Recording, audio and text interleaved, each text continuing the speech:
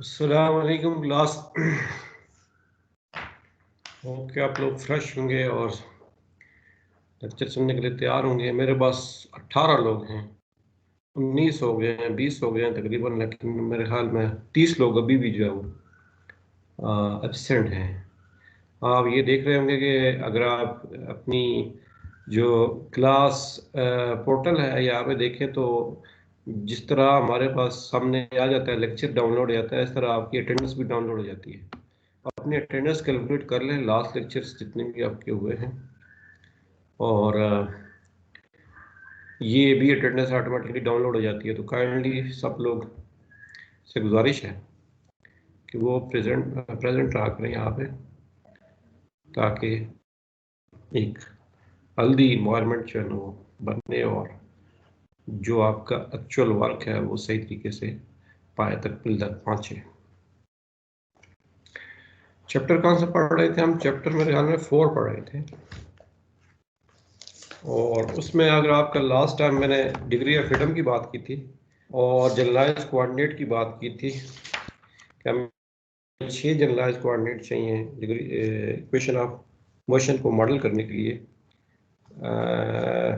Rigid body की equation of motion को model करने के लिए 6 कोऑर्डिनेट चाहिए, और 3 का सिलेक्शन बड़ा आसान सा था कि 3 को जो हम रिजिड बॉडी की जो सेंटर ऑफ मास है उसके कार्टेशियन कोऑर्डिनेट को अगर हम कंसीडर कर लें तो 3 का डिसीजन आराम से हो जाएगा, और बाकी 3 जो है मुमकिन है रोटेशन से जो है ना वो रिलेटेड हूँ। और रोटेशन से जब हम उनको रिलेट करने गए तो हमने बॉडी की रोटेशन ली। जब बॉडी की रोटेशन ली तो हमारे पास जो बॉडी एक्सिस है वो भी रोटेट हुए। इसका मतलब ये था कि हमारे पास पहले स्पेस फिक्स एक्सिस थे, उनके रेस्पेक्टिव जब बॉडी एक्सिस रोटेट हुए तो हमारे पास 3 लाइनें आ गई 3 डायमेंशनल स्पेस में, एक एक्स प्राइम, एक वाई प्राइम और एक जेड प्राइम। तो रोटेशन एंगल जो उनके डायरेक्शन एंगल थे हमने उनको कंसिडर किया, और डायरेक्शन एंगल जो है के साथ रिलेटेड क्वांटिटीज़ को डिस्कस किया, जिस तरह के डायरेक्शन को साइंस थे और डायरेक्शन रेशोज की बात की, और इक्वेशन ऑफ स्ट्रेट लाइन में मॉडल की, और इक्वेशन ऑफ स्ट्रेट लाइन में बताया कि जो अगर कहीं पे 3 डायमेंशन में लिखी हुई है तो उसके मीनिंग क्या है। तो ये बातें हमने डिस्कस की लास्ट टाइम। अभी अगर आपका कोई क्वेश्चन है, अगर आपका कोई सर क्वेश्चन ये है। जो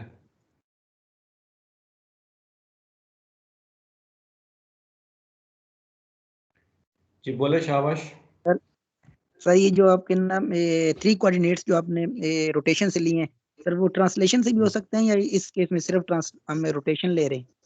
ट्रांसलेशन के लिए 3 coordinate is more than enough. 3 से ज्यादा आप ले नहीं सकते ट्रांसलेशन के लिए। तो वही है ना, सेंटर ऑफ मास के जो 3 कोऑर्डिनेट लिए हैं वो ट्रांसलेशन के लिए ही तो लिए हैं। रोटेशन के हमने पैरामीटर फिक्स करने हैं, ट्रांसलेशन के हो गए। सर जो सेंटर ऑफ मास से लिए हैं वो बेसिकली ट्रांसलेशन के 3 कोऑर्डिनेट्स हैं। अब असल में जो एक ये चैप्टर 1 में आपने पढ़ा सिस्टम ऑफ पार्टिकल का जो है ना, जब हम कंसिडर कर रहे हैं तो सिस्टम ऑफ पार्टिकल में हम सेंटर ऑफ मास की मोशन को डिस्कस करते हैं। इसका मतलब है कि वो पूरे सिस्टम की जो है ना वो, यानी कि रिजिड बॉडी अगर आपके पास है उसका आप सेंटर ऑफ मास डिफाइन कर लेंगे, ये सेंटर ऑफ मास है, तो एक पॉइंट की जो मोशन होगी वो होल बॉडी की मोशन कंसिडर की जाएगी, ट्रांसलेशन मोशन। तो इसलिए सेंटर ऑफ मास की जो ट्रांसलेशन मोशन होगी वो होल बॉडी की ट्रांसलेशन मोशन के इक्विवेलेंट होगी। तो ये तो जनरल कंसेप्ट है जो कि चैप्टर 1 में आपने पढ़ा भी है, और बाकी जो अगर 6 पूरे करने हैं तो 3 फिर इसका मतलब रोटेशन से ही होंगे।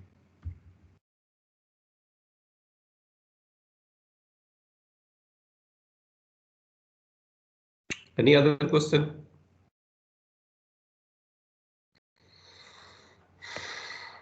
क्या आपको बोर्ड नजर आ रहा है? Yes sir. ओके, हम उसी को कंटिन्यू करते हैं। कुछ क्वेश्चन मैं आपसे करूंगा, जिस बच्चे ने पढ़ा होगा तो बताएगा कि ये क्या लिखा हुआ है। और उसके नाम मैं लिखता हूँ x minus 1 over 2 is equal to y minus 3 over 1 या 4 is equal to z minus 6 over 3। तो ये बताए क्या चीज है, कौन बताएगा? Equation of straight line. Equation of line. Equation of straight line in 3 dimension space. अच्छा जी, ये लाइन कहाँ से पास हो रही है? अगर ये सिचुएशन है तो ये लाइन कहाँ से पास हो रही है, किस पॉइंट से पास हो रही है? 1 3 minus 1 3 minus 6।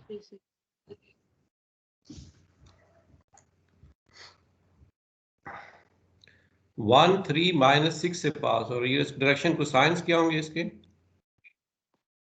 2 4 3 2 4 3। डायरेक्शन रेशियोज है उसके, कोसाइन नहीं हो, डायरेक्शन रेशियोज है 2 4 और 3। डायरेक्शन इनको नॉर्मलाइज करेंगे तो ये डायरेक्शन कोसाइन, ये डायरेक्शन रेशियोज है इस फॉर्म में।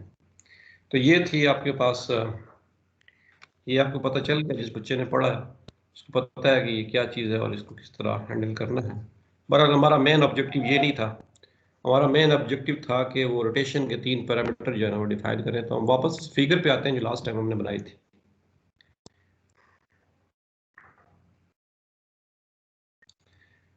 फिगर यूं थी और हमारे पास ये बॉडी एक्सिस हैं जो कि इस वक्त इस प्रेजेंट सिचुएशन में ये स्पेस एक्सिस से कोइंसाइड किए हुए हैं, एक्स वाई और जेड।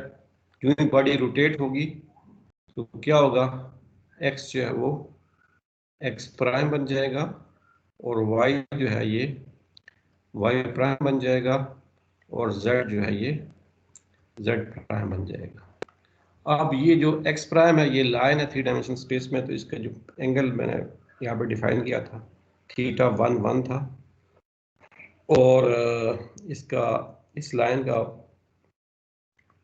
वाई एक्सिस से जो एंगल था थीटा 1 2 था, और इसका जो जेड एक्सिस के साथ एंगल था उसको हमने थीटा 1 3 का नाम दिया था।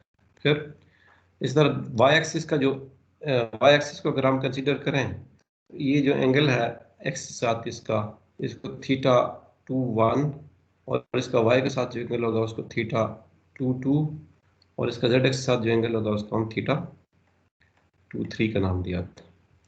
और इसी तरह जेड एक्सिस का जो एक्स के साथ एंगल है उसको हम थीटा 3 1 कहेंगे, और जेड का वाई के साथ जो एंगल है उसको हम बोलेंगे, इस एंगल को बोलेंगे ये थीटा 3 2 है, और इस एंगल को बोलेंगे ये थीटा 3 3 है। तो ये सिचुएशन थी। अब हमने जब रोटेशन की बात की तो जब एक्सिस रोटेट होते हैं तो 3 एंगल नहीं आते बल्कि 9 एंगल आते हैं।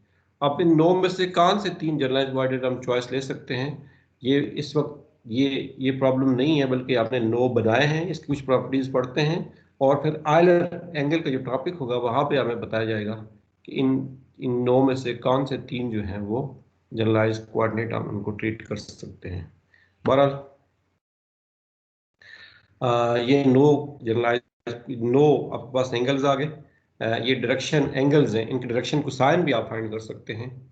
तो डायरेक्शन को साइन फाइंड करने के लिए आप पेज नंबर 137 पे देखें तो ये कॉज ऑफ थीटा 1 1 जो है कि आई डॉट आई या आई प्राइम डॉट आई। अब ये इसको हम वेक्टर नोटेशन में, पहले हमने सिंपल फिगर बनाई, फिर वेक्टर नोटेशन में लेके आएंगे, फिर मैट्रिक्स नोटेशन में लेके आएंगे इसको। ये इस बुक की खासा है, ये तीनों नोटेशन यूज करता है, स्केलर नोटेशन भी यूज करता है, वेक्टर नोटेशन भी यूज करता है, और मैट्रिक्स नोटेशन भी यूज करता है at a time. So be ready for all kind of notation at a time. एक ही टॉपिक के अंदर आपको बहुत सी नोटेशन मिलेंगे। सबसे पहले हम इनके डायरेक्शन को साइन फिक्स करते हैं। तो डायरेक्शन को साइन जब ये वाला एंगल है, ये इसके अलांग जो वेक्टर है वो आई है, यूजुअली हम ये लेते हैं। इसके अलांग जो यूनिट वेक्टर होता है उसे हम जे कहते हैं, और इसके अलांग जो वेक्टर होता है जेड एक्सिस के अलांग उसको हम के बोलते हैं, सॉरी के। इसी तरह एक्स प्राइम के अलांग जो वेक्टर होगा उसके हम आई प्राइम बोलेंगे। मेरे ख्याल में नीचे आप ये साइन डाल दें यूनिट वेक्टर का, ताकि या ऊपर डाल देंगे ताकि ये प्राइम से मिक्स ना हो। तो आई जे के को अगर ये इस तरह, तो आई प्राइम, इसके अलावा जो होगा ये जे प्राइम होगा, और इसके अलावा जो यूनिट वेक्टर होगा वो के प्राइम होगा।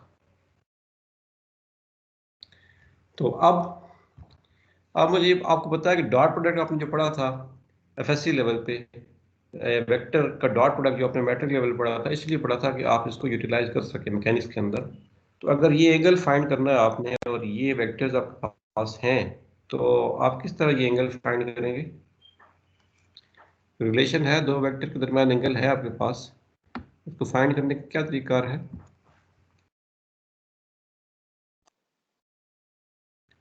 डॉट प्रोडक्ट ले लेना इनके दरमियान। ये आपको नहीं पता, आपको दो वेक्टर के दरमियान एंगल फाइंड करना है तो उनका डॉट प्रोडक्ट ले लें। तो आई डॉट आई प्राइम क्या डेफिनेशन होती है जी? Magnitude of a, magnitude of cos of angle between them, जी आएगा। यस। ये आपको पता है कि 1 होती है, और ये भी चूंकि यूनिट वेक्टर है ये भी 1 होगी, और ये कॉज ऑफ एंगल थीटा 1 1। तो आई डॉट आई प्राइम इसके बराबर होगा कॉज ऑफ थीटा 1 1। तो आप अगर आपके पास सबके पास पीडीएफ फॉर्म में बुक है या प्रिंटेड फॉर्म में है, तो ये पेज नंबर 137 पे पहला जो एंगल है उसने यूं लिखा है कॉज ऑफ थीटा 1 1, उसने इसको यूं भी लिखा है cos of angle between I and I prime. इसको यूं भी एक ही बात है, ये लिखेंगे ये लिखें, और इसको बराबर लिखा है आई डॉट आई प्राइम, और ये यूं भी लिख सकते हैं आई प्राइम डॉट आई। ये बहुत सारी इसकी नोटेशन है, तो मैंने सिंपली आपको समझा दिया कि ये किस तरह है। उम्मीद है कि आपको समझ आ गई होगी। कॉज ऑफ थीटा 1 2, तो ये भी आपके पास किसके, ये पहला इंडेक्स प्राइम को रिप्रेजेंट कर रहा है, और दूसरा इंडेक्स जो है ये अनप्राइम को। तो ये आएगा cos of angle between i prime, बल्कि ये इसको प्राइम को पहले रखें और अनप्राइम को बाद में रखें।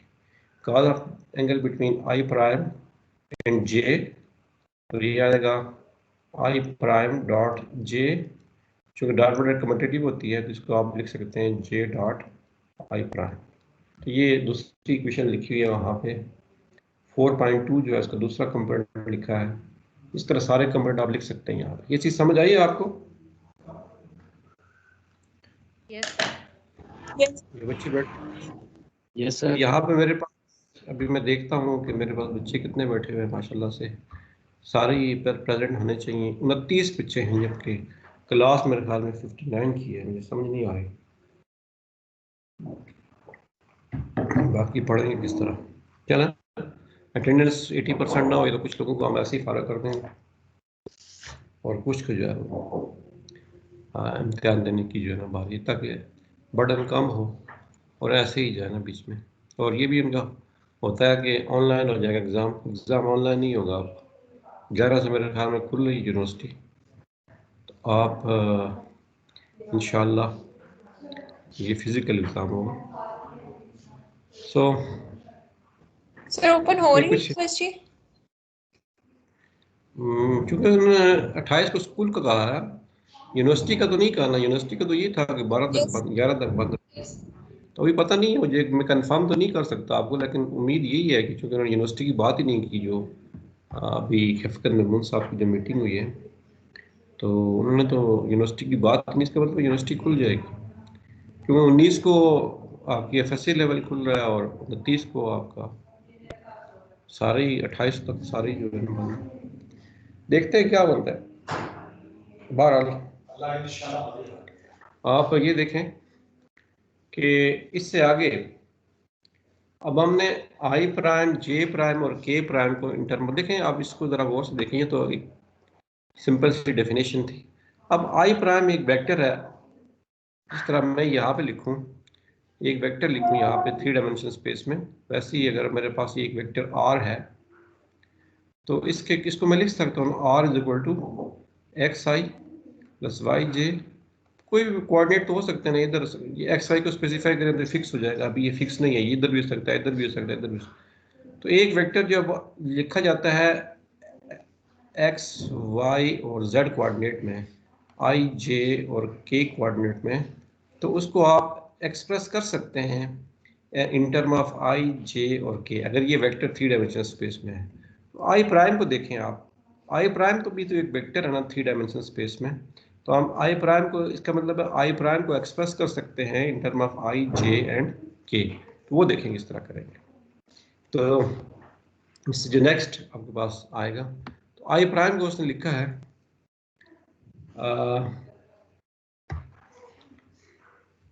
पहले आप ये थोड़ी सी जो बुक से हट के आप देखें, तो अगर मेरे पास वेक्टर है आर और ये है x i plus y j plus z के, तो इसको मैं किस तरह लिख सकता हूँ, ज़रा देखें।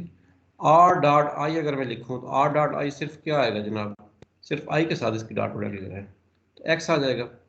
इसी तरह आर डॉट जे अगर मैं लिखूँ तो क्या आंसर आएगा, आर डॉट जे का आंसर आएगा, क्योंकि इस आर के साथ डॉट प्रोडक्ट जे लेना है तो वाई आ जाएगा, और आर के साथ अगर के का मैं अगर डॉट प्रोडक्ट लूँ क्या आंसर आएगा जी, जेड आ जाएगा। तो ये वाली वैल्यूज अगर x की वैल्यू यहाँ पर रखते हैं, y की वैल्यू यहाँ पर रखते हैं और z की वैल्यू यहाँ पर रख दें, तो क्या बनेगा आपके पास, r की वैल्यू क्या आ जाएगी, r is equal to r dot I in the direction of i plus r dot j in the direction of j plus r dot k in the direction of k। तो ये आपके पास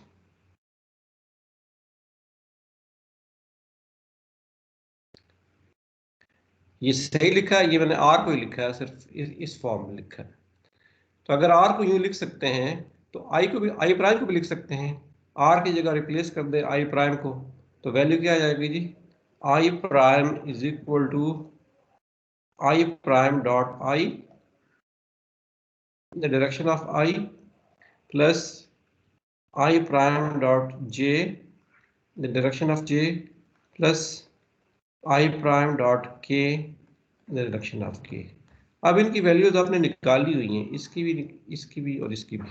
ये देखें आई prime dot i prime की value निकाली हुई है ना आपने, इसकी वैल्यू किसके बराबर है, आई प्राइम डॉट आई की वैल्यू जो है वो कॉस ऑफ थीटा 1 1 के बराबर है। ठीक है, तो ये वाली वैल्यू यहाँ पे सब्स्टिट्यूट कर दें, तो आई प्राइम की वैल्यू क्या आ जाएगी जी, आई प्राइम की वैल्यू हो जाएगी कॉस ऑफ थीटा 1 1 आई, ये इसी तरह रहेगा, प्लस ये यहाँ पे आएगा कॉस ऑफ थीटा प्राइम 1 और ये जे जो है ये 2 है, कॉस ऑफ थीटा 1 2 जे आ जाएगा, प्लस कॉस ऑफ थीटा एक मिनट साजिद,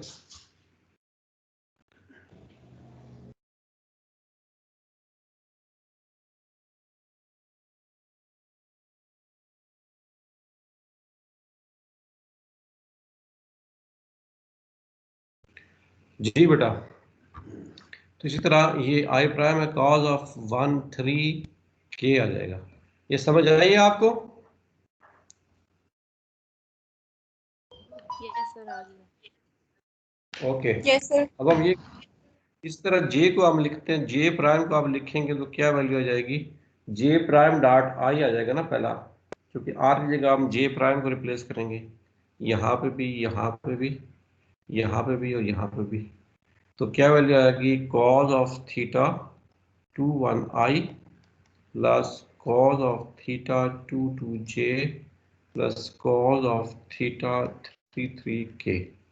इसी तरह आपके पास आई जे के प्राइम जो है, इसकी वैल्यू हो जाएगी cause of theta 3 1 i plus cos of theta 3 2j plus cos of theta 3 3k। तो ये चीज़ आ गई आपके पास। तो ये इक्वेशन नंबर 4.3 इसने डेवलप की है। अगर आप पेज नंबर 137 पे देखें, इक्वेशन नंबर 4.3 इसने डेवलप किया यहाँ पे। अब वो दोबारा एक वेक्टर लेगा और उसके कंपोनेंट दोनों सिस्टम में लेगा और दोनों बराबर आएंगे। फर्ज करें अब वो जनरल वेक्टर ले रहा है। अब इस चीज़ को भूल जाएं जो कि आपने रफ अमल किया है।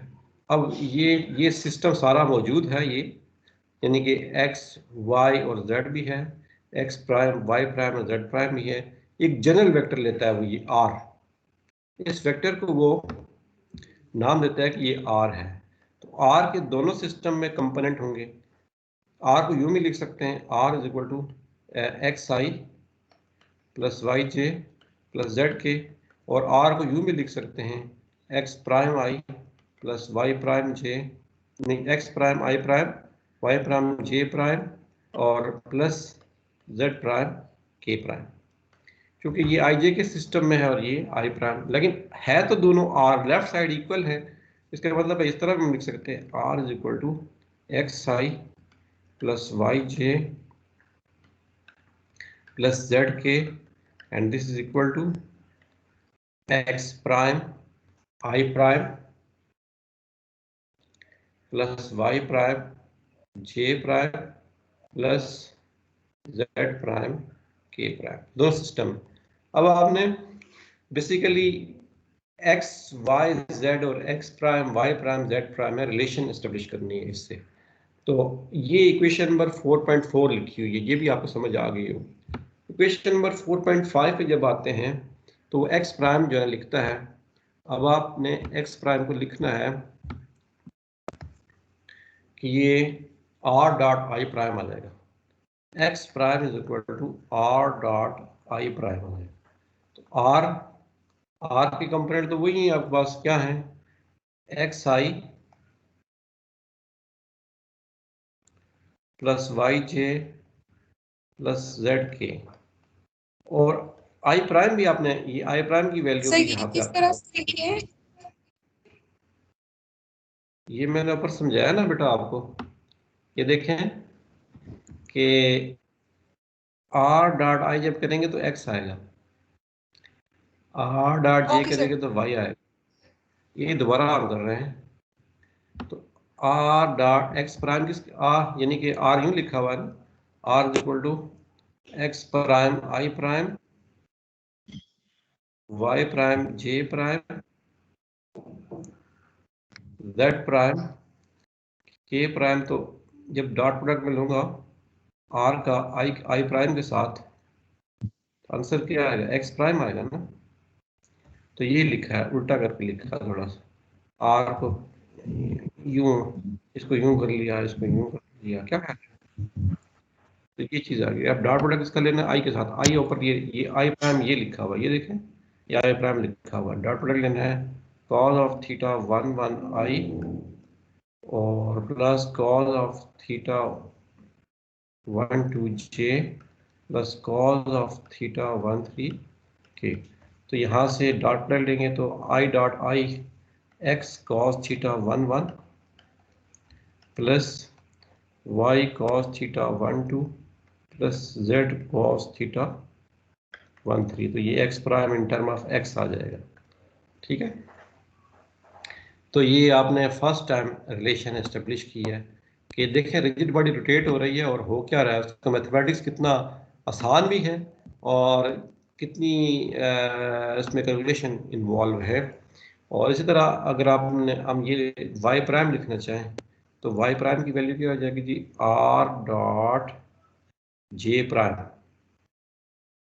और जे प्राइम और आर आपके पास मौजूद हैं, तो ये आ जाएगा x cos theta 2 1 plus y cos theta 2 2 plus z cos theta 2 3। इसी तरह ये वाई प्राइम हो गया। इस तरह जेड प्राइम की वैल्यू क्या हो जाएगी, x cos theta 3 1 y cos theta 3 2 and z cos theta 3 3।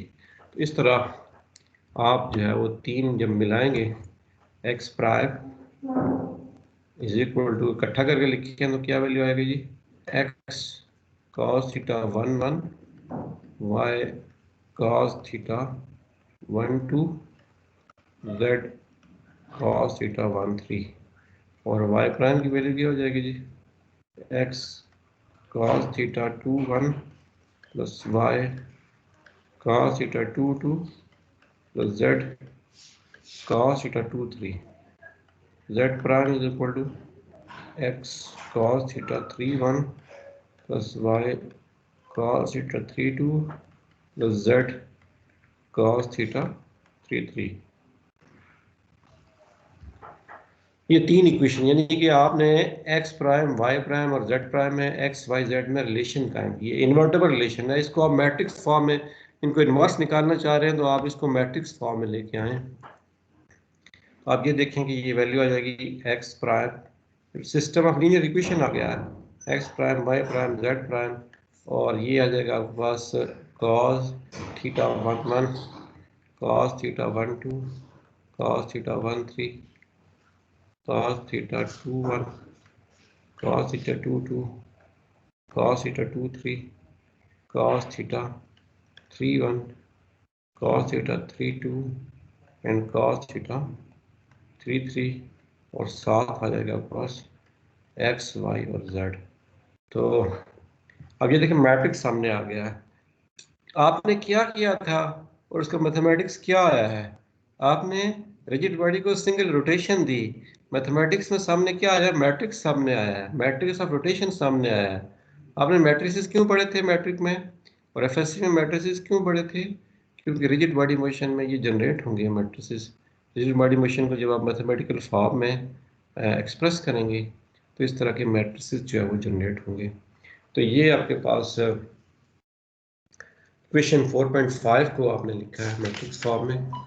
और ये अब इस टॉपिक को ख़त्म करने से पहले 4.2 पे जाने से पहले वो कुछ कहता है कि इन क्या नो कोऑर्डिनेट जनरलाइज कोऑर्डिनेट तो हम नहीं ले सकते, तो लेने तो हमने 3 में हैं, तो क्या इनमें कोई रिलेशन एग्जिस्ट करती हैं, कंस्ट्रेंट की वजह से 3 तक हमें रिड्यूस करना है इनको, तो क्या नो हैं, तो क्या 3 पॉसिबल हैं। अगर नो के नो इंडिपेंडेंट हैं तो फिर तो बात नहीं बनेगी, हमें तो 3 चाहिए इंडिपेंडेंट। तो क्या इन नो में जो डायरेक्शन को साइन है, जो कि ये वाला पूरा मैट्रिक्स है आपके पास, कितने हैं, एक डायरेक्शन 1 2 3 4 5 6 7 8 9, ये 9 डायरेक्शन को साइंस हैं, क्या ये सारे के सारे इंडिपेंडेंट हैं या कुछ डिपेंडेंट हैं।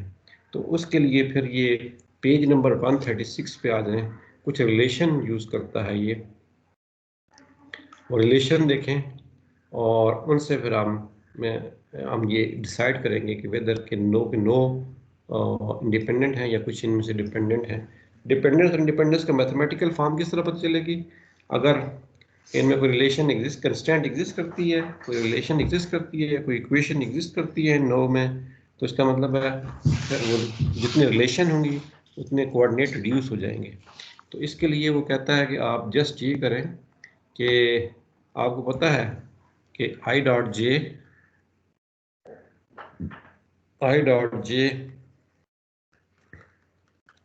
Is equal to 0 k is equal to k dot i is equal to 0, और इसी तरह आई डॉट आई और इज इक्वल टू जे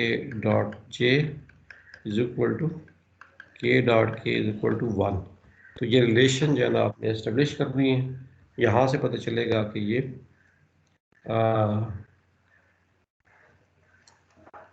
जिस तरह, चूँकि ये ऑर्थोगोनल सिस्टम है, ये ऑर्थोगोनल सिस्टम है, तो ये रिलेशन परपेंडिकुलर तीनों एक्सिस आई जे के, तो ये रिलेशन होल्ड करती हैं। तो अगर ये आई प्राइम बन जाए और ये जे प्राइम बन जाए और ये के प्राइम बन जाए, तो इसका मतलब है ये भी राइट इनडेड ऑर्थोगोनल सिस्टम है, I prime j prime k prime, क्योंकि सेम एंगल पे जो है रोटेट हुए, तो पूरा पूरा एक फ्रेम रोटेट हुई है। इसका मतलब क्या हुआ कि ये भी परपेंडिकुलर है, आई प्राइम जे प्राइम और के प्राइम भी परपेंडिकुलर है।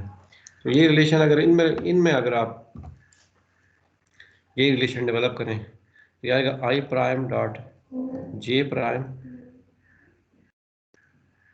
Is equal to j prime dot k prime is equal to k prime dot i prime is equal to 0, और i prime dot i prime is equal to j prime dot j prime is equal to k prime dot k prime is equal to 1।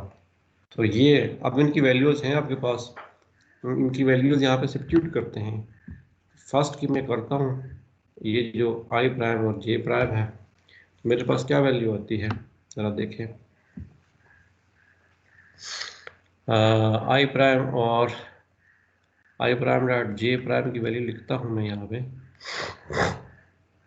I prime की value होती है cos of theta 1 i plus cos of theta 1 j cos of theta 1 के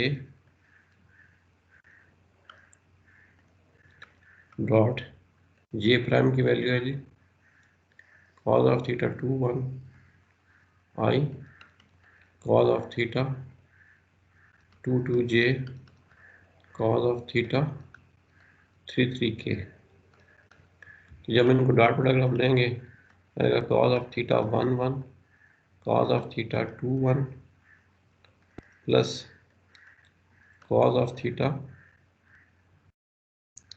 1 cos of theta 2 plus cos of theta 1 cos of theta 3। तो इसका trend देखें किस तरह change हो रहा है, 1 2 1 1 2 2 2, यानी कि ये इंडेक्स सेम है, 1 1 वाला 2 2 वाला और 3 3 वाला। तो पहला इंडेक्स चेंज हो रहा है 1 1 1, और इसमें इन दो में देखें तो 1 1 है 1 2 है 1 3 है, यानी कि इसका दूसरा इंडेक्स चेंज हो। इनमें देखें 2 1 2 2 2 3, इसमें भी दूसरा इंडेक्स चेंज हो रहा 2 3 आएगा ना सर, 2 जी, 3 ये आएगा। सर लास्ट वाला 2 3 हो। अच्छा ये 2 3 है, सॉरी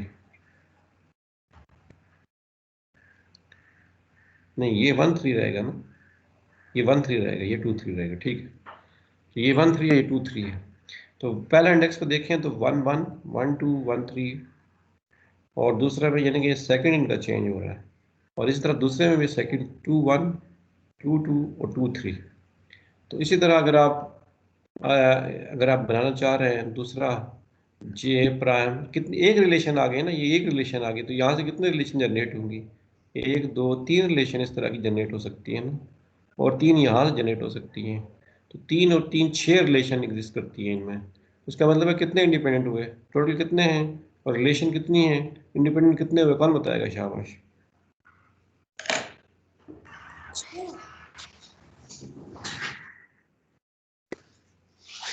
सर आपकी आवाज नहीं आ रही। पूछ रहा हूँ, क्वेश्चन पूछ रहा हूँ आपसे मैं क्वेश्चन पूछ रहा हूँ कि कितने कितने डायरेक्शन को साइन आए आपके पास, रोटेटेड एक्सिस के कितने डायरेक्शन को साइन आए हैं। सर वो तो 9 है। तो में रिलेशन कितनी एग्जिस्ट करती हैं, 6 तो इंडिपेंडेंट कितने हुए, 3 हो गए सर। 3 हो गए, तो हमें 3 ही चाहिए थे ना। जी सर। अब वो 3 कौन से हैं वो अलग बात है, लेकिन ये बात क्लियर है, yes direction cosine can be taken as generalized coordinates, but among 9 which one of three we choose is a separate question. लेकिन ये बात है कि इनमें से 3 इंडिपेंडेंट हम चूज कर सकते हैं। तो ये बात यहाँ पे बताना जरूरी थी आपको। इस तरह जे प्राइम डॉट के प्राइम को अगर आप लिखेंगे तो क्या लिखेंगे जी? जे prime dot k prime cause of theta 2 1 cos of theta के प्राइम, के का मतलब है 3 1 आएगा। इसी तरह cause of theta 2 2 cause of theta 3 2 और इसी तरह आएगा बस कॉज ऑफ थीटा यहाँ पे 2 3 कॉज ऑफ थीटा 3 3। ये j prime dot k prime. इस तरह k prime dot i prime is equal to, अब आपने के से यानी कि cos of theta 3 1 cos of theta i है 1 1, ये चीज आएगी ना, यानी कि नहीं इसका आई प्राइम का पहला आएगा, ठीक है, आई प्राइम का यही आएगा। फिर इस तरह कॉज ऑफ थीटा 3 2 आएगा और कॉज ऑफ थीटा 3 2 नहीं 1 2 आ जाएगा और कॉज ऑफ थीटा 3 3 आएगा और कॉज ऑफ थीटा 1 3, यही आएगा ना। अब इसको हमने सिस्टमैटिक वे से लिखना है ना कि ये सारे जीरो के बराबर है। इधर इधर वैल्यू पुट करते जाए ना, ये आई डॉट ये जीरो आ जाएगा, इसका मतलब है ये भी जीरो आ जाएगा, इसकी जगह वैल्यू पुट करेंगे तो ये भी जीरो आ जाएगा। इन रिलेशन को हमने सिस्टमैटिक वे से लिखना है। इसने जो लिखा है वो लिखा है समीशन सम, ये जो 3 टर्म हैं ये सम जो आ रहा है इसको उसने समीशन में क्लोज कर ली है। और L is equal to 1 to 3 और साथ आएगा cos of theta l m prime और cos of theta l m is equal to 0 and m is not equal to m prime. और ये इन तीन से ये बनाया है उसने, ये 3 बनाया है उसने। तो l की वैल्यू 1 to 3 है, इसका मतलब l की वैल्यू और m प्राइम के बराबर नहीं आएगा कहीं पे भी, यानी कि ये जो 3 ही रखना है। m डेफिनेटली इसमें मैक्सिमम वेरिएशन m और m प्राइम की क्या हो सकती है, 1 2 और 3 रख सकते हैं, लेकिन कभी भी m और m प्राइम आपस में बराबर नहीं होना चाहिए। यहाँ पे जब लिखें जिस तरह यहाँ पे देखें ये सेकंड बराबर नहीं आना चाहिए। 1 किस तरह लिखा है इसने, बराबर तो आ रहे हैं यहाँ, m is not equal to m prime, l m prime and l m।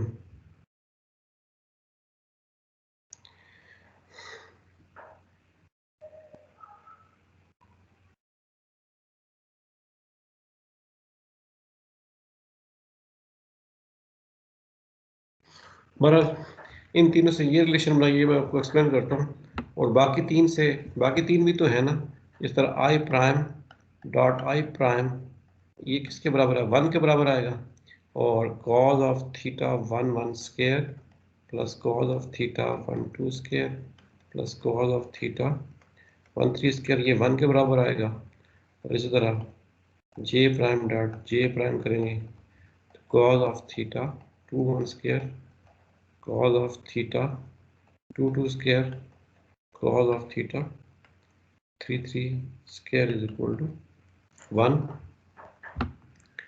और k prime dot k prime cos of theta 3 1 square cos of theta 3 2 square cos of theta 3 3 square is equal to 1।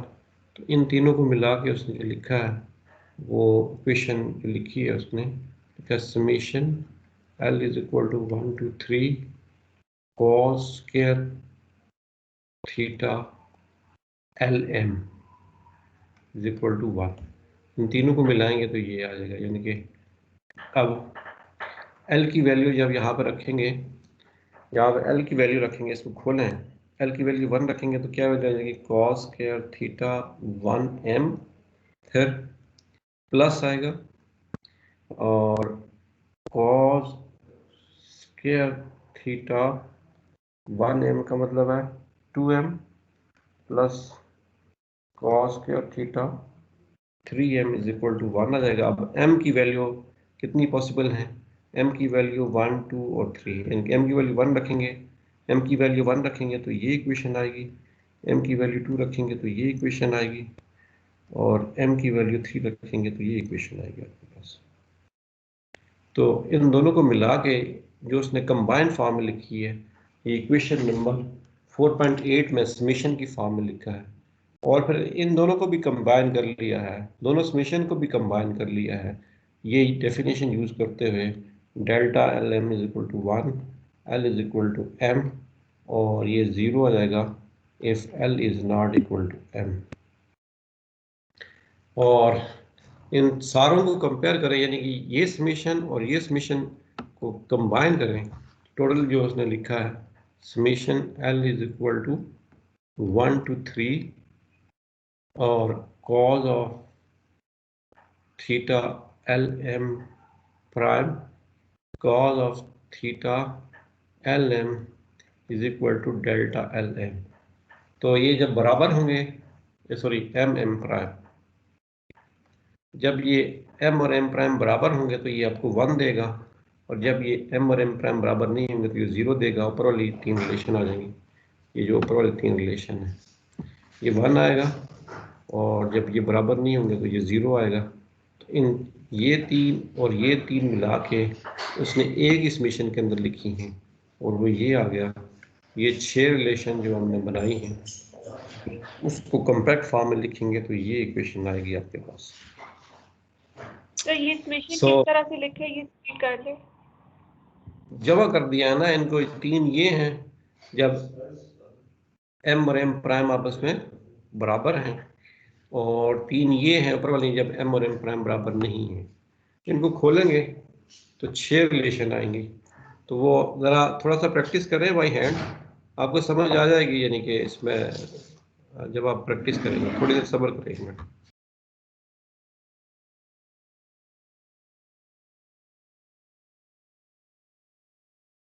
Sir ये last वाले में समझ नहीं आया।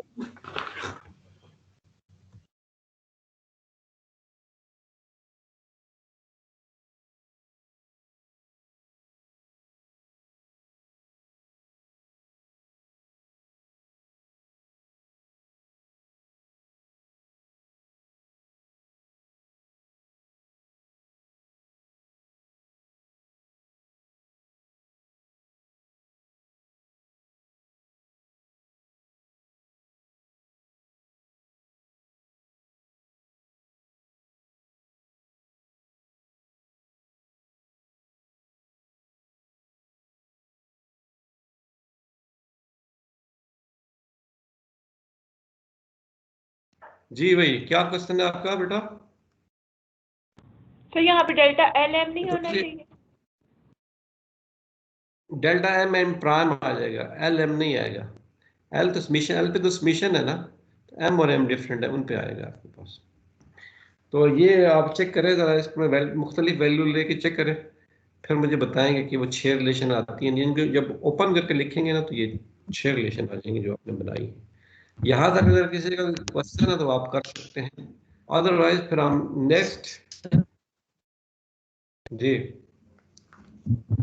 Sir ये 4.4 को थोड़ा रिपीट कर दे, क्वेश्चन है जो।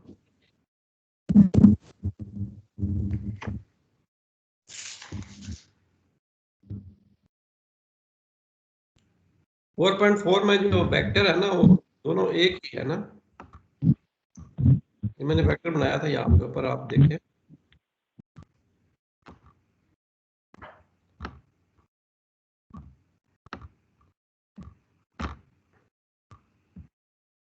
यहाँ स्टार्ट लिया था मैंने, तो कुछ तो एक्सिस है, तीन एक्सिस जो एक्स वाई जेड हैं, 3 एक्सिस अनप्राइम हैं और 3 एक्सिस प्राइम्ड हैं। तो एक वेक्टर लिया आर, मैंने जनरल सा वेक्टर लिया है जो दोनों कोऑर्डिनेट सिस्टम में मौजूद है। ये आर वेक्टर है, ये दोनों कोऑर्डिनेट सिस्टम में मौजूद है। इसके कंपोनेंट आप एक्स वाई जेड के लिहाज से भी ले सकते हैं और x prime y prime z prime के लिहाज से भी ले सकते हैं। दोनों बराबर होंगे क्योंकि वेक्टर तो एक ही है ना, चाहे इसका कंपोनेंट आर में लिखें या प्राइम में लिखें। तो इसलिए ये इक्वेशन नंबर 4 है। किस बच्चे ने क्वेश्चन किया था? समझ आइए? जी सर, आ गई समझ। हाँ जी, जी समझ सर। आ गई है। अब सर 2 मिनट की इक्वेशन ब्रेक है, 2 मिनट की ब्रेक है, आप जरा इसको और भी कंप्लीट कर लें, फिर मैं आपको बाकी सर क्वेश्चन के आंसर दूंगा। 2.9 प्लान करते हैं एक बार कि वो इक्वेशन जस्ट कैसे आ गई। आपको मैं कह रहा हूँ कि आप क्वेश्चन इकट्ठे कर लें, मैं दोबारा आपके पास 2 मिनट के बाद आता हूँ।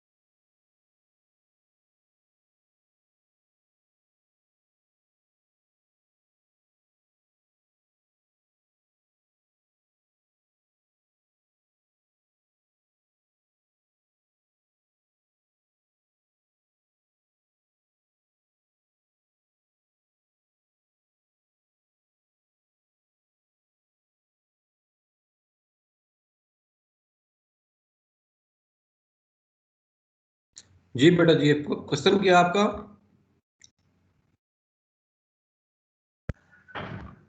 Welcome back. आपका क्वेश्चन था, किस बच्चे ने क्वेश्चन किया था?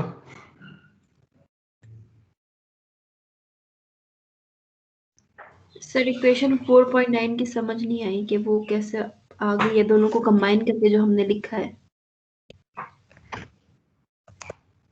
ये मैं आपसे कह रहा हूँ कि इसमें L = 1 to 3 पहले आपके डालें, फिर M और M प्राइम की वेरिएशन लें। M प्राइम की वेरिएशन 3 होंगी और M की वेरिएशन भी 3 होंगी। तो ये टोटल 6 इक्वेशन आएंगे आपके पास।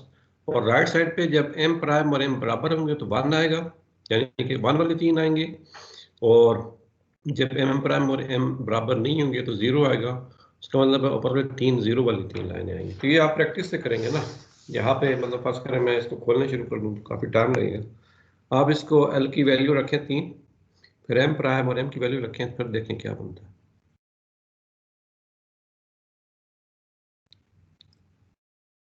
एम और एम प्राइम की अलग अलग वैल्यू रखनी है। जी जी, दोनों की वेरिएशन जो है वो आपने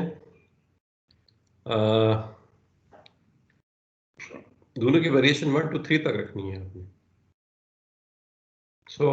ये आपकी प्रैक्टिस है। बाकी आगे चलें। अब यहाँ पे रिजिड बॉडी की जो डिस्कशन है वो उसको पोस्टपोन करता है, रोक देता है।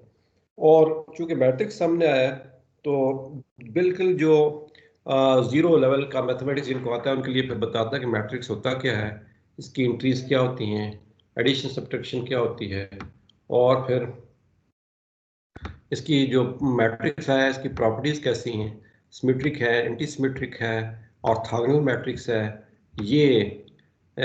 लेकिन एक इम्पोर्टेंट बात जो आपके लिए इम्पोर्टेंट है वो ये है कि देखिए रिजिड बॉडी मोशन, जब एक बॉडी आपने सिंगल रोटेशन दी तो आपके पास रोटेशन मैट्रिक्स सामने आया। मैथमेटिकल देखें, रिजिड बॉडी को रोटेट करेंगे तो मैथमेटिक्स क्या जनरेट होगा, मैट्रिसेस जनरेट होंगे। तो इसी तरह दूसरी रोटेशन देंगे, दूसरा मैट्रिक्स आएगा। अब इस मैट्रिक्स जो हमारे पास मैट्रिसेस आ रहे हैं उनकी प्रॉपर्टीज जो है ना वो परखने के लिए एक नया टॉपिक यहाँ पे लेके आता है जिसका नाम है 4.2 और इसका नाम है ऑर्थोगोनल ट्रांसफॉर्मेशन।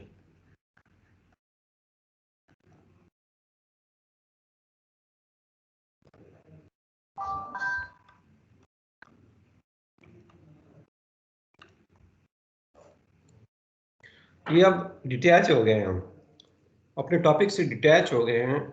रिजिड बॉडी जो डिस्कशन की उसको छोड़ दिया है हमने, क्योंकि वहां से रिजिड बॉडी की रोटेशन से एक मैट्रिक्स सामने आया था। तो अब हम मैट्रिक्स की जो है वो नोटेशन में सारा काम करेंगे और इसको फर्दर जनरलाइज करेंगे। एक्स वाई जेड था वो भी ख़त्म करेंगे हम। तो ये कहता है कि इसमें अब मैट्रिक्स यानी कि पहले थोड़ी फिजिक्स थी, जो फिजिकल मोशन और फिजिकल जो काम हो रहा था, ज्योमेट्री थी, उसको डिस्कस किया। अब थोड़ा सा हम मैथमेटिक्स करेंगे इसका कि मैथमेटिकली ये क्या रिप्रेजेंट कर रहे हैं। कहता है कि मैथमेटिक्स करने की कम्पैक्ट फॉर्म में लिखने के लिए इसको आप x को x1 कह दें, y को आप y1 कह दें और z को आप z1 कह दें। पहली बात। दूसरा, जो आपके पास कोफिशिएंट है cos theta 1 1 cos theta i j, इसको आप aij कह दें। लेकिन ये डायरेक्शन को साइन ही रहेंगे,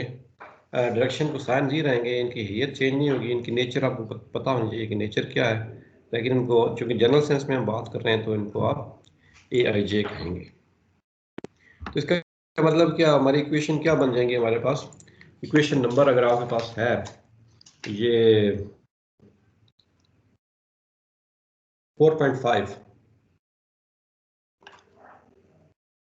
वो क्या बन जाएगी, x1 prime is equal to a11 x1 plus a12 x2 plus a13 x3 और y1 प्राइम क्या बन जाएगी, a21 x1 a22 x2 plus a23 x3।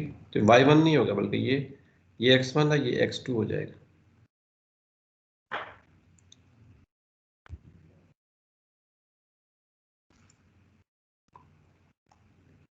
x2 prime is equal to this and x3 prime is equal to a31 x1 a32 x2 a33 x3। सो इसको अब आपने combined form में लिखना है। ये मैट्रिक्स पहले वेक्टर लिखा, फिर मैट्रिक्स लिखी, मैट्रिक्स फॉर्म लिखी। अब आपने इसको स्केलर फॉर्म में लेके आना है।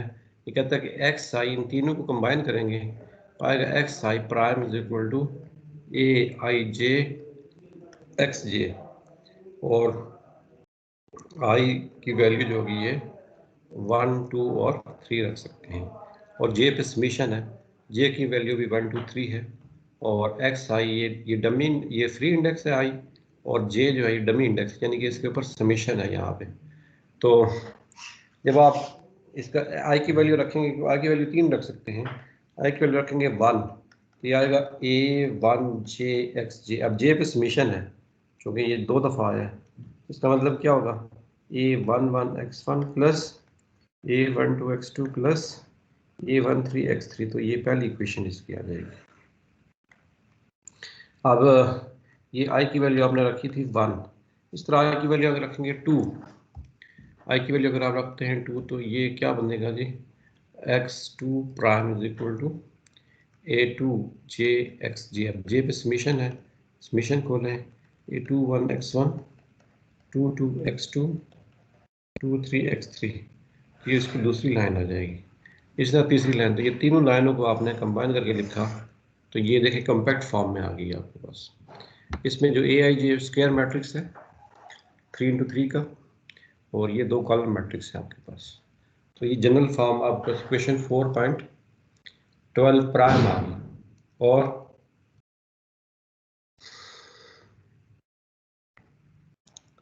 अब आपने इसकी प्रॉपर्टीज एक्सट्रैक्ट करनी है, ठीक है।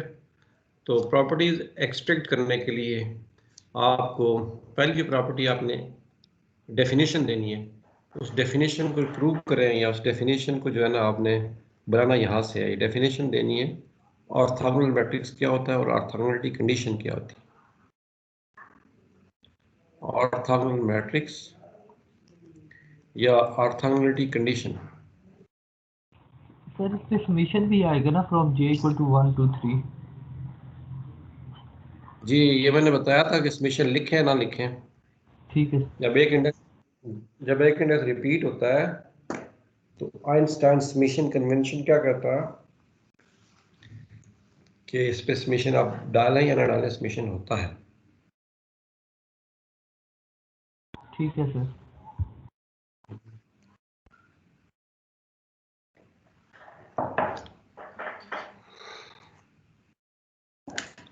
ऑर्थोगोनल मैट्रिक्स या ऑर्थोगोनलिटी कंडीशन आपने बतानी है। ऑर्थोगोनल मैट्रिक्स या ऑर्थोगोनलिटी कंडीशन जो है वो डिफाइन करते हैं। इसको डिफाइन करने के लिए हम जिस चीज़ का सहारा लेना है वो मैग्नीट्यूड है।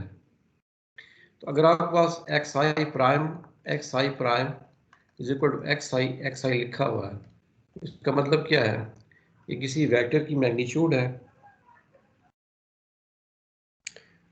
एक ही वेक्टर की मैग्नीट्यूड है प्राइम एक्सिस में और उसकी मैग्नीट्यूड है अनप्राइम एक्सिस में, और इक्वल इसलिए है कि वेक्टर तो एक ही है, तो ये इसलिए इसने ये चीज़ लिखी है। इसमें अगर आपको कोई क्वेश्चन है तो आप कर सकते हैं।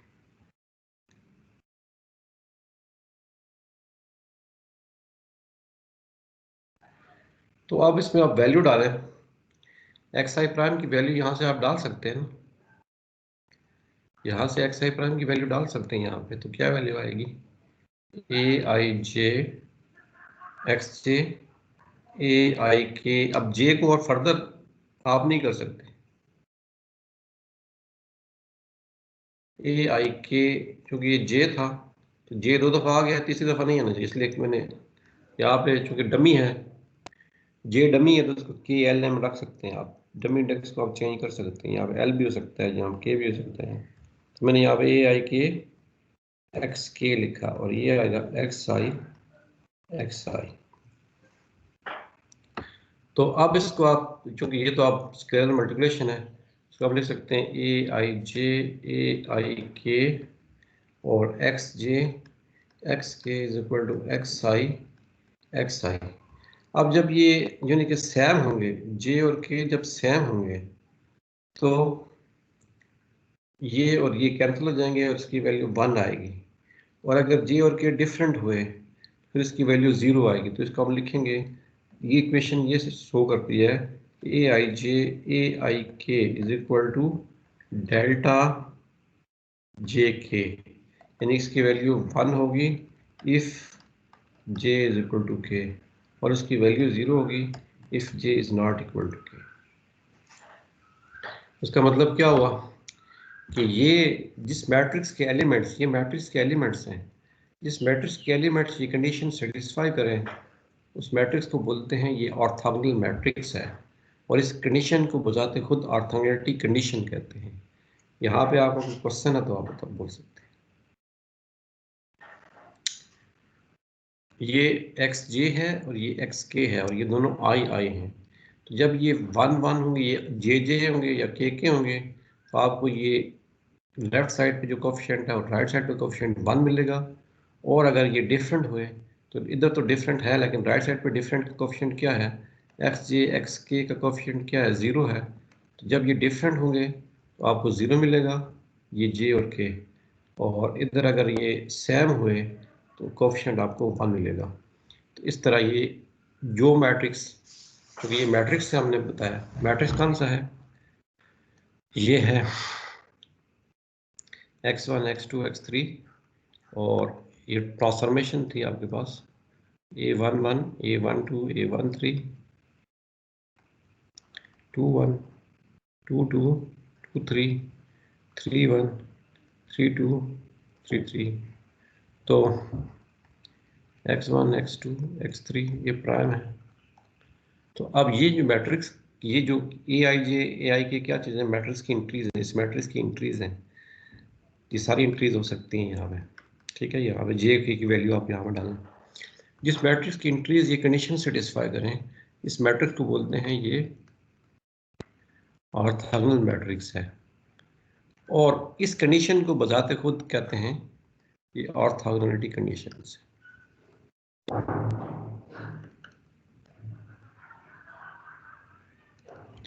इसके बारे में क्वेश्चन तो आप कर सकते हैं बेटा।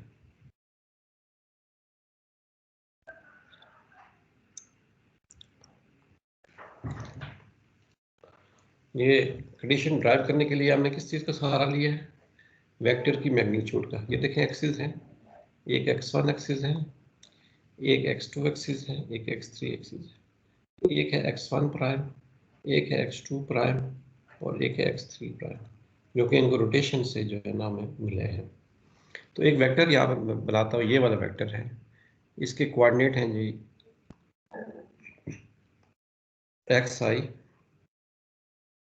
x1i plus x2j plus x3k। इसकी मैग्नीट्यूड किसके बराबर होगी, मैग्नीट्यूड अगर इसकी लें तो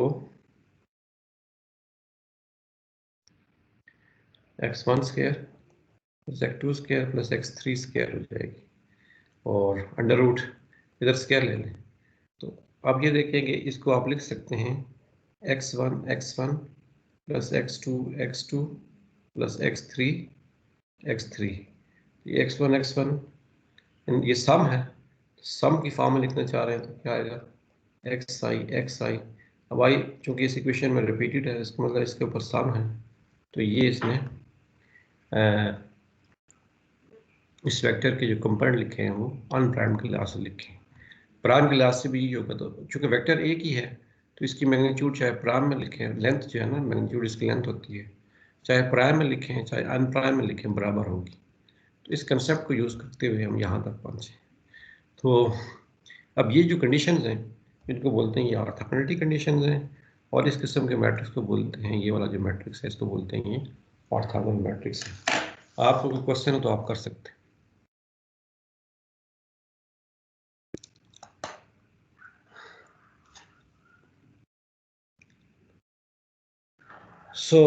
इसके बाद एक एग्जांपल दे रहा है कि आप जो 3 डायमेंशनल प्लान है, प्लानर रोटेशन जो है, ये भी जब आप प्लान में कोई दो एक्सिस को रोटेट करते हैं तो वो भी ऑर्थोगोनल ट्रांसफॉर्मेशन को जो है ना वो करस्पॉन्ड करती है। ये एग्जांपल करने के बाद फिर मैं रुकूंगा, जब तक आप इसको पढ़ लेंगे फिर आगे चलाएंगे। कहता है कि प्लान के अंदर अगर कोई रोटेशन हुई है, यानी कि एक एक्सिस जो है वो रोटेट नहीं हुए, जेड एक्सिस था ये और ये एक्सिस थे हमारे पास एक्स और वाई, तो जेड एक्सिस रोटेट नहीं हुए, ये रोटेशन मतलब इस इन दो को एक्सिस ये बन गया है, क्या बन गया आपके पास x1 था तो ये x1 प्राइम बन गया, और ये x2 था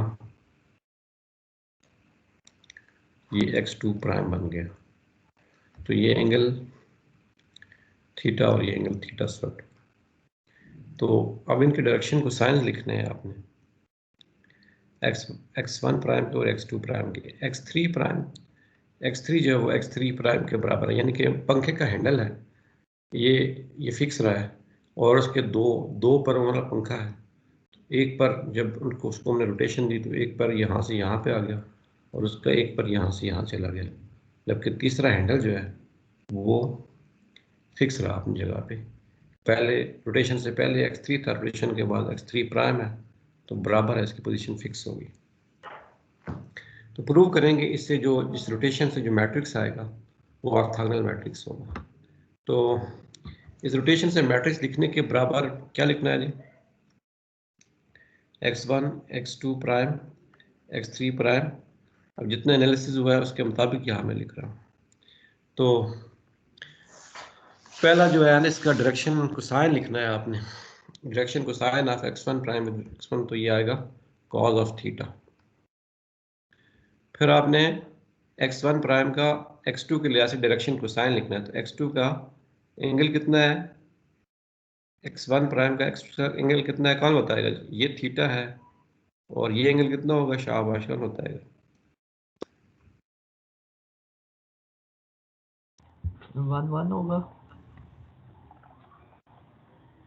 ये बच्चा कौन बताएगा? ये एंगल, ये एंगल अगर थीटा है तो ये एंगल कितना होगा? यानी कि x1 और x1 प्राइम में एंगल थीटा है, तो x1 प्राइम और x2 में एंगल कितना होगा? ये वाला कौन बताएगा आप? फिर 90 माइनस थीटा होगा। हाँ जी, ये टोटल 90 है, ये 90 माइनस थीटा हो जाएगा। तो यहाँ पे इसका मतलब है x1 प्राइम का x2 के लिहाज से जो डायरेक्शन को साइन होगा वो क्या लिखेंगे? कॉज ऑफ 90 माइनस थीटा लिखेंगे। ठीक है। अब इस तरह x1 प्राइम का तीसरे के साथ डायरेक्शन को साइन होगा। ये एंगल कितने का बनता है? क्योंकि ये प्लेन में है, प्लेन में देखिए पंखा का हैंडल है, तो पर चाहे इस फॉर्म में हो चाहे इस फॉर्म में हो, चाहे यहाँ पे हो चाहे यहाँ पे हो, एंगल कितना बनेगा हैंडल के साथ परों का? कौन 90। बताएगा? शाबाश, ये cos 90 आ जाएगा। शाबाश।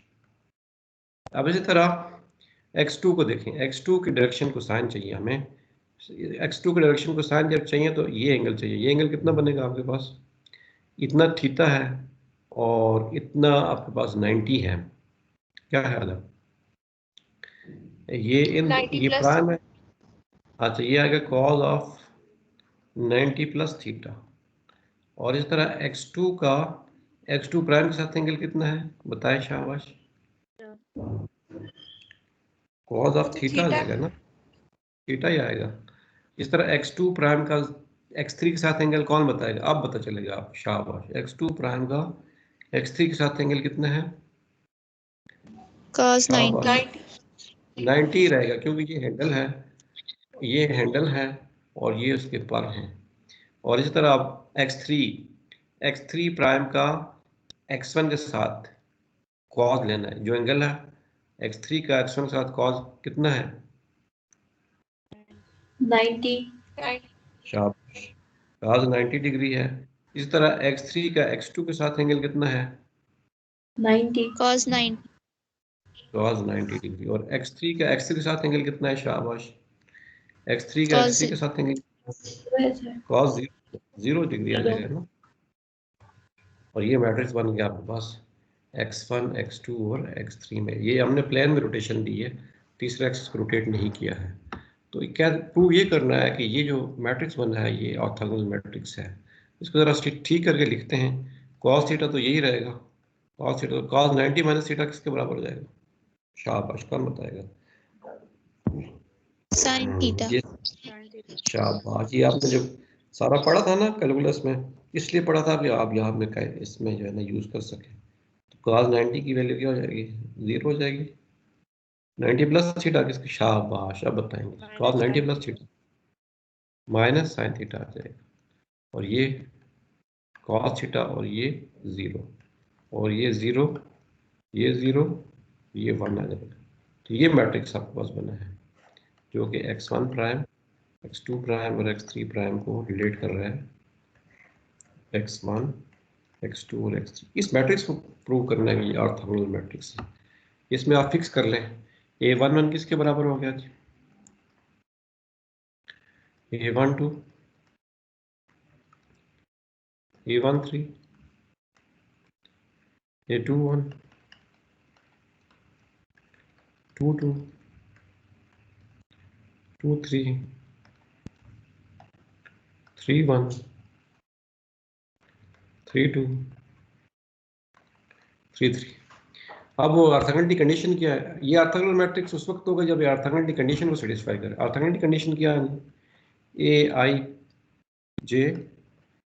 आई k is equal to delta j k. हम इसकी लेफ्ट साइड लेते हैं, राइट साइड प्रूव करनी है हमें। या आंसर 1 होना चाहिए या आंसर 0 होना चाहिए। कहता है तो फिर ये ऑर्थोगोनल मैट्रिक्स है और ऑर्थोगोनैलिटी कंडीशन सेटिस्फाई हो रही है। तो मैं ये कहता हूँ ए आई के। तो अब आप जे और के जब सेम हो, यानी कि मैं कहता हूँ कि जे is equal to k is equal to 1, तो आंसर क्या आना चाहिए जी? इस सम का आंसर क्या आना चाहिए? शाबाश, कौन बताएगा? जे और के जब बराबर हो तो इसका इस सम का आंसर क्या आना चाहिए? यानी 1 आना कि चाहिए। ए, हाँ जी 1 आना चाहिए। ये ए आई 1 और ए आई 1। तो अब आई पे समीशन है, चूंकि आई रिपीटेड है तो ये आएगा A11 plus A21 plus A31 इसमें वैल्यू डालें। 1 की वैल्यू क्या है? तो ये आ जाएगा कॉस स्क्वायर थीटा। 2 1 की वैल्यू क्या है? माइनस साइन थीटा, माइनस 2 दफ़ा माइनस साइन थीटा, तो ये क्या बन जाएगा? Sign square theta. 3 1 की वैल्यू क्या है? 3 1 0 है, ये टर्म 0 हो जाएगी। तो आंसर क्या है आपके पास?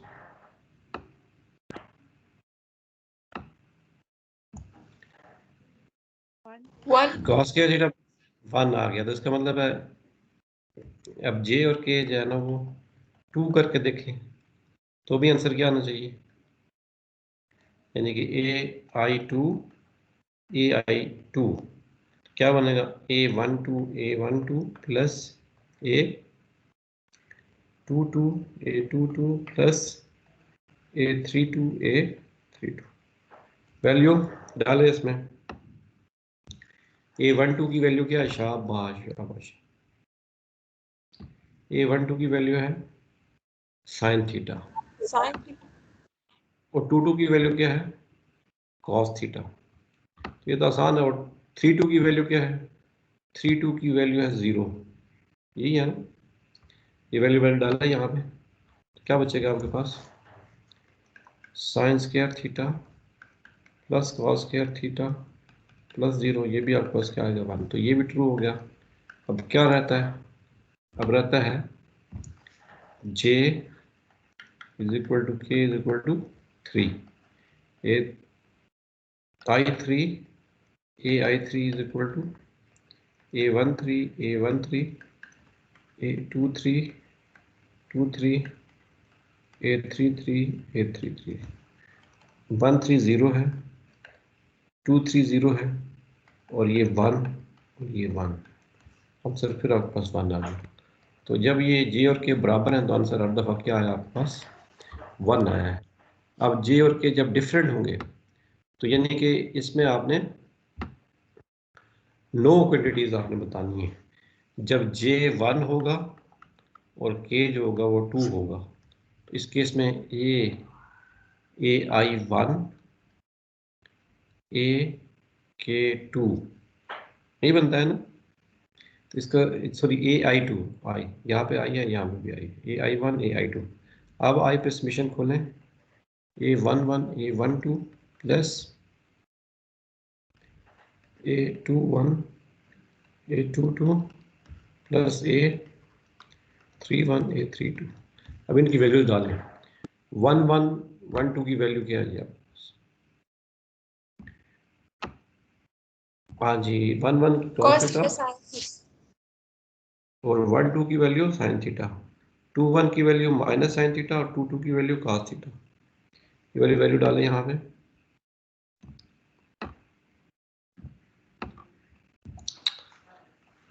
1 1 की वैल्यू है cos थीटा और 2 2 की वैल्यू है साइन थीटा। 2 1 की वैल्यू है माइनस साइन थीटा और ये क्या है? cos थीटा और 3 1 0 हो जाएगा। तो इन दोनों को जब आप सॉल्व करेंगे तो आंसर क्या आएगा? तो जे और के जब डिफरेंट, आंसर क्या आ रहा है? 0 आ रहा है। इसी तरह आर जे के जे रखें आप 2 और के रखें 1, ठीक है। और फिर क्या केस बन सकते हैं, फिर भी आंसर 0 होना चाहिए, आएगा 0। इस तरह जे की वैल्यू रखें 3 और के की वैल्यू रखें 1। इस तरह अब जे 1 2 3 हो गया। तो इस तरह और भी जो केसेस बनते हैं इनमें आंसर इसमें 0 होना चाहिए। तो अगर ये कंडीशन सेटिस्फाई होती है, सारी हो रही हैं, इसका मतलब क्या हुआ कि कोई भी प्लेन के अंदर जो रोटेशन है that give rise to this matrix, and this matrix is orthogonal matrix because this matrix satisfies the orthogonality condition। किसी का कोई क्वेश्चन हो तो वो कर सकते हैं।